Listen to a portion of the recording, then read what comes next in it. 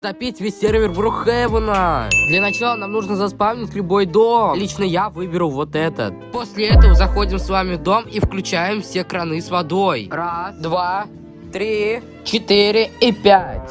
Смотрите, на улице уже пошел дождь. Я вышел на улицу и не вижу пока что потопа. Поставь лайк и подпишись за 3 секунды, чтобы сервер полностью затопило. Раз, два, 3. Ребята, смотрите, Брукхейвен потихонечку начинает затапливать. А если подождать еще 5 минут, то Брукхейвен полностью затопит. Воу, ребята, это реально классно. Напиши комментарий, получилось ли у тебя.